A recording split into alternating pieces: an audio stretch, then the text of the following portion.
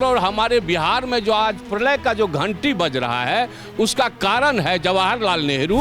लेकिन इस बार 7 लाख से भी ज़्यादा क्यूसेक पानी नेपाल भारत में छोड़ चुका है। इतने नेता हैं, सब 6-7 बार से सांसद हैं, मैं नाम नहीं लेना चाहता हूं, लेकिन दुर्गंध हैं वो लोग, हमारे बिहार के दुर्गंध हो चुके हैं। समाज यदि बिगड़ेगा तो सरकार कितना सहायता करेगा आपका? सरकार नहीं कर सकता है। समाज के बदौलत ही आप सरकार बनाते हैं। चूंकि लालू जी और नीतीश जी दोनों एक ही चट्टे के दोनों बट्टे हैं, लेकिन लोकसभा का पहला प्रस्ताव यदि पारित नहीं हुआ है तो उसमें दोषी कोई नहीं है, उसमें जवाहरलाल नेहरू दोषी है। नमस्कार, आप देख रहे हैं सौगंध टीवी में आपके साथ शिवम चौबे।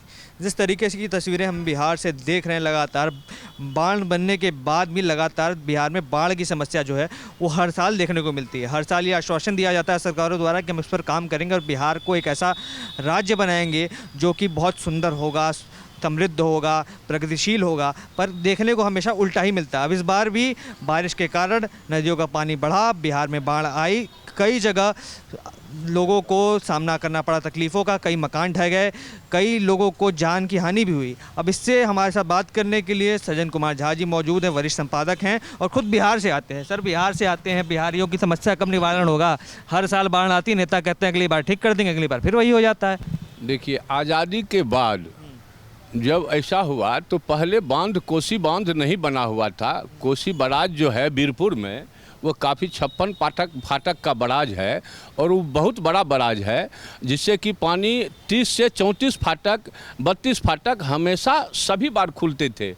लेकिन इस बार का जो भयावह स्थिति है वो पूरा 56 फाटक खुलने के बाद कोसी बराज के ऊपर से पानी फेंक रहा है। हर एक साल कोई न कोई साल 2 लाख से लेकर 3 लाख क्यूसेक पानी नेपाल छोड़ता था, लेकिन इस बार 7 लाख से भी ज़्यादा क्यूसेक पानी नेपाल भारत में छोड़ चुका है। जो प्रलय का घंटी है, इसका मूलतः कारण है जो आज़ादी के बाद नेहरू जी जब बांध बनाने गए थे तो वहाँ के लोगों को रिक्वेस्ट किए थे, चूँकि बांध बनाने के युग में कोई आदमी तैयार नहीं था, चूँकि बांध बनाने से सारा खतरा हो जाता है इसलिए। और उसने कहा जो बांध बनाने के बाद वहाँ कोसी में बराज के अंदर हाई डैम की स्थापना होगी, जिससे पूरे देश को बिजली मिलेगा और उससे बाढ़ की समस्या का भी निदान होगा। लेकिन वो तो हुआ नहीं। नेहरू जी सरासर इसमें दोषी हैं। जो हमारे कोसी क्षेत्र और हमारे बिहार में जो आज प्रलय का जो घंटी बज रहा है उसका कारण है जवाहरलाल नेहरू, जिसने ऐसा प्रलय बांध बना के और हम लोगों को इतना स्थिति में पहुंचाया है जो कोई साल ऐसा नहीं होता है कि अरबों खरबों का क्षति बिहार में नहीं होता है, खास करके सीमांचल में नहीं होता है। वहां अभी कोई नेता नहीं दिखेगा।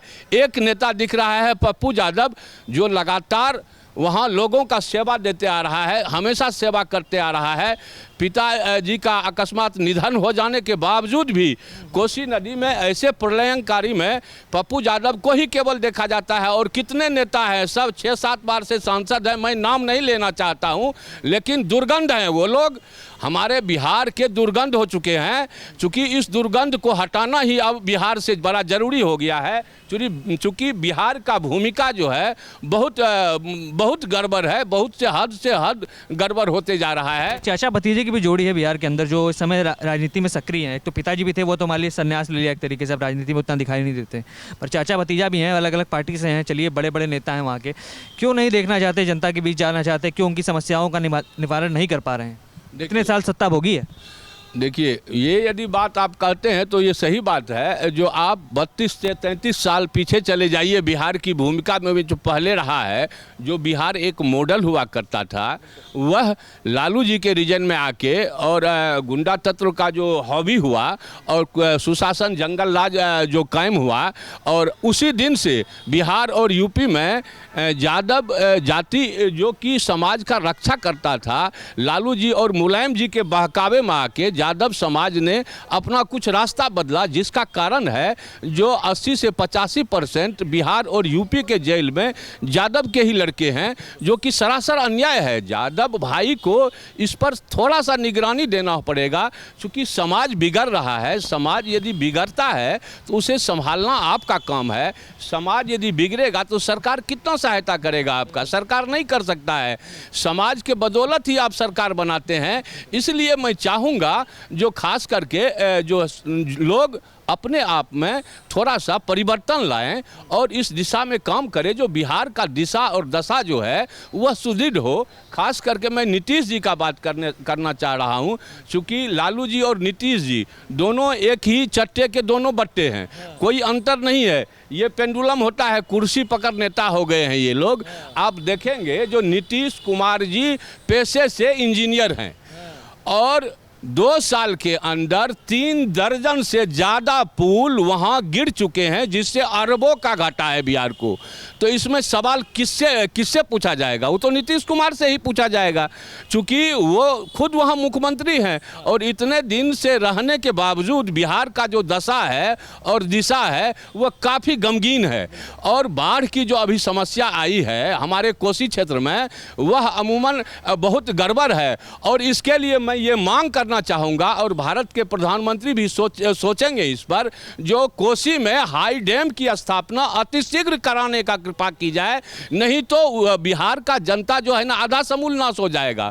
जो अभी स्थिति है, कम से कम 10 लाख लोगों से ज़्यादा इस बाढ़ में प्रभावित हो चुके हैं। कोई वहाँ का रिपोर्ट नहीं है, कोई वहाँ जो है ना तट साधन सरकारी सेवा नहीं है अभी तक, ना कोई हेलीकॉप्टर है, ना कोई निकालने जा रहा है, ना कोई खाना पहुँचाने वाला है, ना कोई राहत सामग्री वाला देने वाला है। वहाँ कोई सोच विचार नहीं हो रहा है।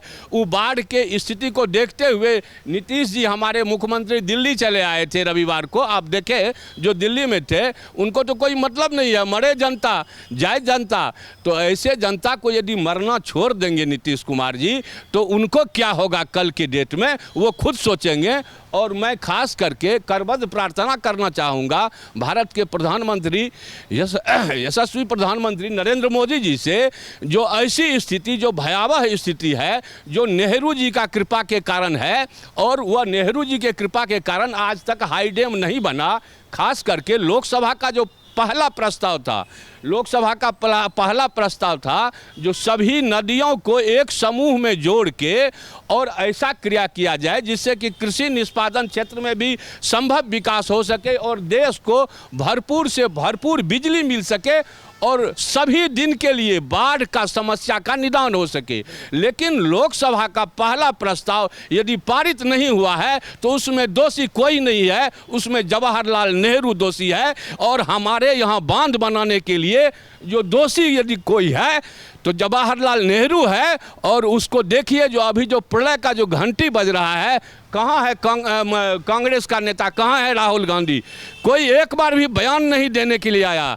जो आज वहाँ खड्डा खोन दिया है, वो बांध बना दिया जिससे कि ये उपजा होना हुआ और नेपाल का भी पानी, समूल पानी जो है ना भारत आना शुरू हो गया, और जिसे कि हाई डैम बना के रोकना था वह नहीं रुका। और मैं ये कहना चाहूँगा बिहार के नेताओं से और ख़ास करके बिहार के मुख्यमंत्री से, जो जरा सा भी शर्म होगा आपको तो हाई डैम की स्थापना के लिए अतिशीघ्र कार्रवाई यदि नहीं करेंगे तो बिहार का जनता पे आपको माफ नहीं करेगा इस बार, और आप कुर्सी पकड़ नेता नहीं रह सकेंगे तब।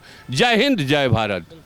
तो जिस तरीके से देखा सज्जन जी ने पूरे बिहार की राजनीति को आपके सामने रखा, जिस तरीके से बाढ़ बिहार को हर साल परेशान करती है, अरबों खरबों का नुकसान करती है, जान की हानि होती है, जिसको लेकर जवाहरलाल नेहरू से लेकर नीतीश कुमार, लालू यादव, राहुल गांधी, तेजस्वी यादव, सबकी चर्चा की गई। अब आप क्या मानते हैं, आप हमें कमेंट्स करके बताइए। और तमाम ऐसी खबरों के लिए हमारे साथ बने रहें, देखते रहें सौगंध टीवी। धन्यवाद। आप देख रहे हैं सौगंध टीवी, सौगंध वतन की।